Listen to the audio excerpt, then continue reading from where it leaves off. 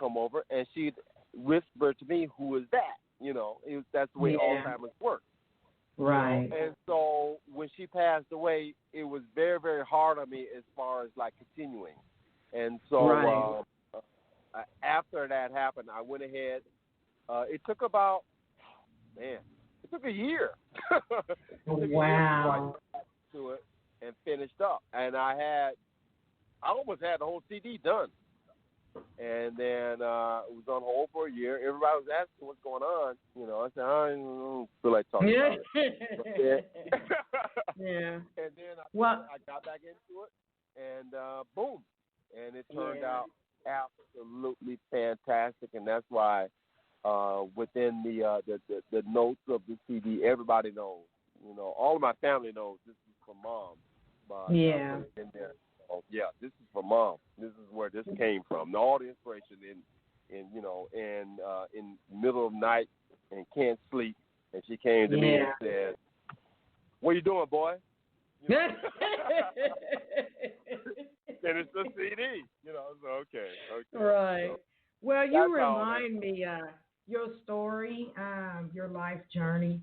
I lost my mother in 2009 of Alzheimer's as well. And, my God. So oh my God. I'm sorry to hear that. And she knew of the only siblings of my sister and my brother and me. And and I watched her as she took her last breath. But she was always fond of my talent as far as everything that I did. I'm actually representing her. And not only that, I make her proud. But when you go through thinking about your one and only mother, and then you're trying to succeed in a business or succeed in a career, it's hard because your heart is playing tug of war. And you have to put it aside, but then again, you have to represent your mother or your father or someone you love and keep it going. I too lost my mother with Alzheimer's. Brenda, your mother's always going to talk to you, and she's always going to keep you on a straight path. Yeah. So don't even worry about that. Yeah. Just to let all my Evansville city, my town know, my mom comes in my dreams, and she never calls me by my government name. She calls me sister, because she's a Southern Belle from Birmingham, Alabama. She says, "Sister, what you doing? Sister, what you doing?" So this, that's what I understand. When you were little? Yeah. Oh. Sister? That's all she called me was sister. Yeah. So I understand your journey, your life journey. Yeah. And you know what? You put out a beautiful album. Your mama's looking up on you, proud of you. Yeah. And she's bragging about you. So right now, I am so glad I got to meet a new friend. God puts people in our path, in our journey, for a reason. And this is not by accident that you are meant to be on my platform. So it's my pleasure. I had no clue that your mother suffered from Alzheimer's. And it's not something that I talk about. My family knows. Me neither, I have never discussed this publicly. On my CD, it says I dedicate this CD to my mother, but I have never discussed this publicly. And on your show, I have. And I'm so glad it happened on your show because you've been through the same thing I've been through. Well, I would never brought it out unless I knew I heard it from another person that experienced the same thing, and you brought it out, and so it makes me feel that I wasn't alone. I'm not alone. I'm telling you. So call me after this show. All right, I will. Okay. All right. So I got a whole bunch of stuff to talk to you about. Okay. All right. My friend. Okay. You're more than welcome right now to give a shout out to all the persons that had supported you and put up with you in your musical journey. So you're more than welcome to come up with those names or give a thank you? Go right ahead, Ernest.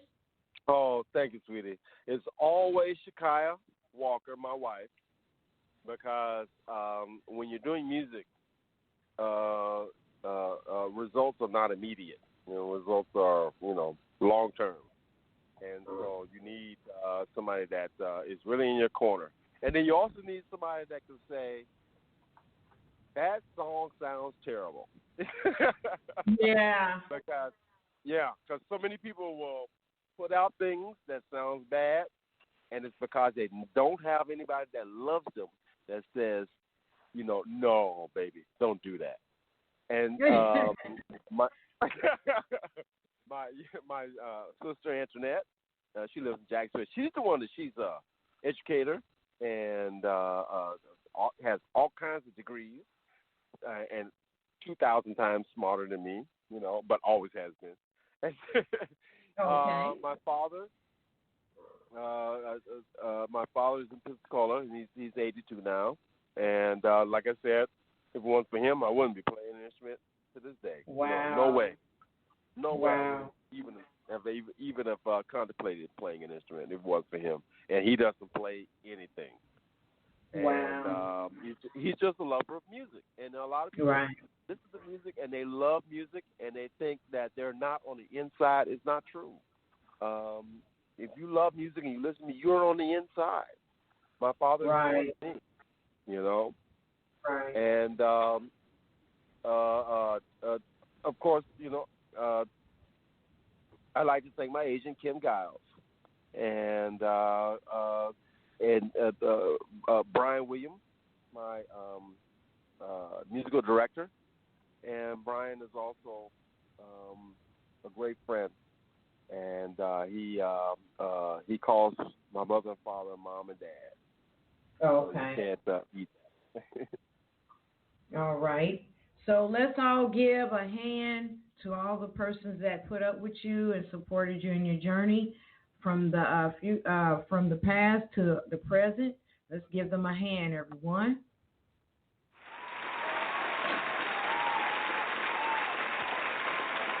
Wow, I like that. So, I would like to ask you one more question, Earnest Walker Jr., while we're still on air before we sign out, is your words of encouragement. Any advice you want to give to the persons that are up and coming in the music industry? Any advice you want to give to them? Or rather, do you have a message to deliver? Or do you have any advice for those that are suffering in the world today? I want first of all the young musicians to understand, okay? Oftentimes we look at what's going on in the music industry and we feel like we'll never get to that top. First of all, do your own thing and do your originals. I come from a world where I learned how to be a very good studio musician and a very good gigging musician, to where anybody could call me, and if their repertoire consisted of 300 songs, I knew every single song. I could play it all, But if you want to advance your musical career, advance your creativity, advance what your own individual song, and push that to the maximum, and then finance that to the maximum. It may not always be the best route to work as a full-time musician. You may have to work another job and then finance your creativity until you get to the point where you want to go. That to me, it may not be the best route, but that to me is the best route as far as my opinion. Everybody always says don't give up and all of that. Let me tell you something. Find somebody that you love and have them listen to your music. Have them listen to you sing. Have them listen to you play. Have them listen to you, you kick the drums and play the bass and play the guitar. Find somebody that you love and tell me the truth. Now, that person that you love may come out and say, baby, I love you, baby, but you need to work on this. And that person may say, baby, I love you, baby, and this is fantastic, But you need to find somebody that you love.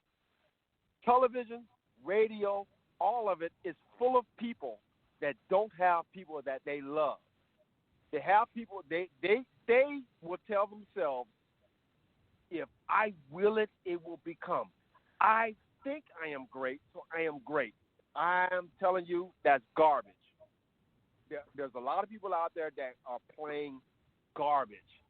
And they have nobody around, and everybody around them, you have the old auntie that says, bless that baby. Bless that baby. I love that baby, but he is off. But they won't tell him.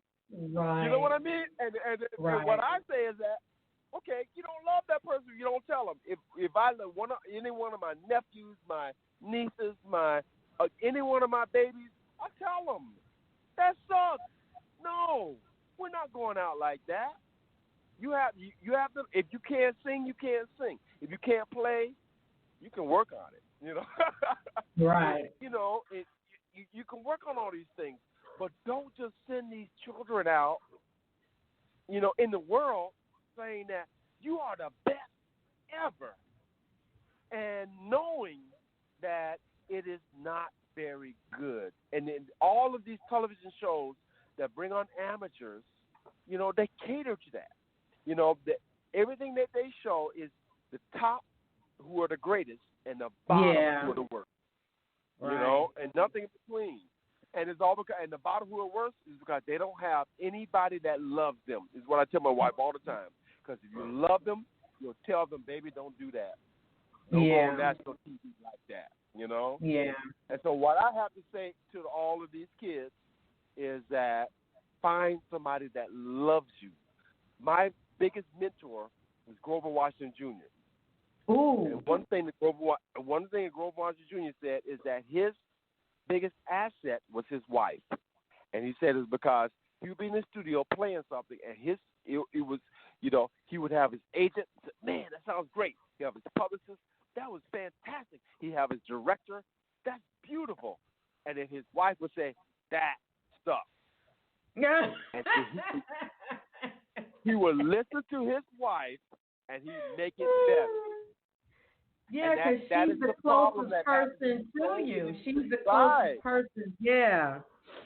Exactly. She would not Somebody lie. that not only loves you, but it loves you enough to willing to tell you the truth. Yeah. Because the world's gonna stomp down on that, man. When you release that music, the world don't give a damn. You put that on YouTube, and you got all of these negative comments, Spotify, and all that, Instagram, and they're like, I don't care what you say you're about, this thing. Yeah. And they're not gonna hold back. And so, and so what are you gonna do? You're gonna sit back and say, they're just haters. That's garbage. Yeah. Don't sit back and say they're just haters. You have to understand, you have to look at it from an objective point of view. Whereas, you know what? This music might not have been very good, but you need somebody around you to say, this music is not very good. Right. And be truthful. Not fake. Right. And then when that person does that, when they say, man, this is good, you're on the right track. Right. And you go from there. And it's not seeking the negative, it's not seeking the positive, it's seeking the truth. So that's what I have to say to young musicians. Seek the truth. All right. Well, thank you for that advice, and thank you for those words of wisdom. That's very good, very strong advice. I'd like to mention, have you ever done any community events with your talent, supporting any organizations? Are there any favorite organizations that you support you want to mention on air right now before we sign out? Down here in Miami, I've done two major concerts for the Overtown music festival, and and it was